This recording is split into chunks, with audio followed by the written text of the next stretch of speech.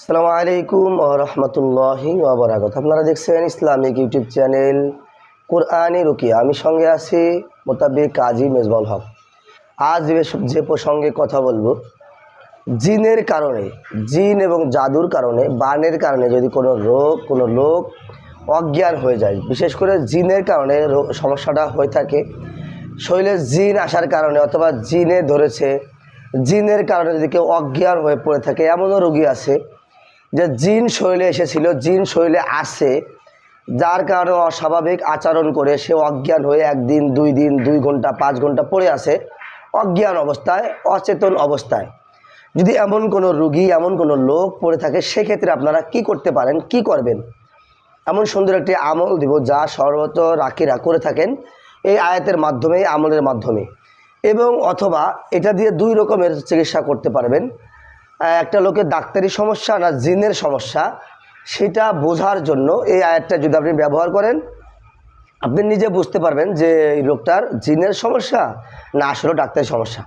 তা জিনের সমস্যা না ডাক্তারি সমস্যাটা বোঝার জন্য আপনারা যেটা করবেন, যদি এমন কোনো রোগী হয়ে থাকে যে মনে করেন যে আপনার কোনো একটা রোগীর অজ্ঞান, অচেতন অবস্থা হয়ে গেছে, কিছু অস্বাভাবিক আচরণ করে সে অজ্ঞান মানে অচেতন হয়ে আসে এবং তাকায় তাকায় দেখতেছে আপনাদেরকে, এবং সে গেছেন, সে কোনো কথা বলতেছে না, কিন্তু তার হুঁশ আছে মনে হচ্ছে, কিন্তু কথা বলতেছে না। তাহলে আপনারা সূরা মুমিনুন, সূরা মুমিন না, সূরা কোরআনের 2টা সূরা, একটা মুমিন, একটা মুমিনুন। তা আমি শুধু মুমিনুনের কথাই বলতেছি। হ্যাঁ, সূরা মুমিনুনের শেষের 4 আয়াত, বিসমিল্লাহির রহমানির রহিম, আফা হাসিবতুম আন্নামা খলাকনাকুম আবাসাউ, এই আয়াতটা থেকে শুরু হবে, এখান থেকে শুরু হবে 4টা আয়াত শেষ পর্যন্ত। এই সূরা মুমিনুনের শেষের 4 আয়াত ওই রোগীর বাম কানে 3 বার পাঠ করবেন।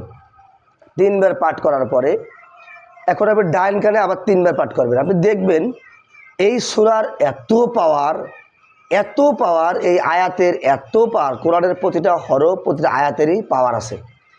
তারপরেও এটা একটা ন্যাচারাল পাওয়ার। এই আয়াতটা যদি আপনি 3 বার পড়া লাগবে না, এক কানে পড়ার সাথেই সে শরীরে একটা লড়াচড়া দিয়ে উঠবে। এমনকি আপনাকে একটা দূরে থেকে সাবধানতা অবলম্বন করবেন, সে কিন্তু উঠে একটা থাপ্পড় মারতে পারে।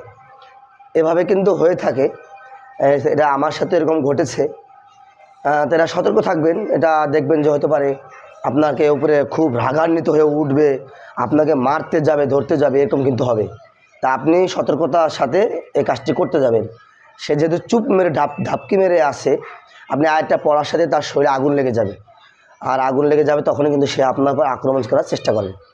আর অবশ্যই কাজটা করতে গেলে যারা মোতাব্বির না, শরীরটা বন্ধ করে নেবেন, বুঝে শুনে করবেন, যেহেতু আপনি এটা করতে গেলে সে কিন্তু কষ্ট পাবে। হ্যাঁ, আর যদি আপনার যাদেরকে এরকম ডাইন কানে বাম কানে 3 বার দেওয়ার পরে যদি সে হুঁশ না ফেরে, ডাইন কানে 3 বার, এভাবে আবার বাম কানে 3 বার, ডাইন কানে 3 বার।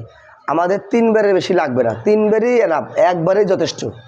করবেন, 100% কাজ হবে। আর যাদের মুখস্থ নাই, যেমন এমনও লোক আছেন যে আপনি তাদের এই আয়াতটা মুখস্থ নাই অথবা কোরআনও পড়তে জানেন না, তারা কিভাবে করবেন? বর্তমান অ্যান্ড্রয়েড ফোন অবশ্যই সবার হাতে আছে। তো অ্যান্ড্রয়েড ফোন যাদের হাতে আছে তারা সূরা মুমিনুনের শেষের 4 আয়াত ইউটিউব চ্যানেলে, বিভিন্ন চ্যানেলে এটা দেওয়া আছে অডিও আকারে। তা আপনারা বলবেন সূরা মুমিনুনের শেষের 4 আয়াত এর অডিও, সঙ্গে সঙ্গে একটা অডিও নামবে, আপনি অডিওটাকে চালিয়ে তার কানের কাছে ধরবেন।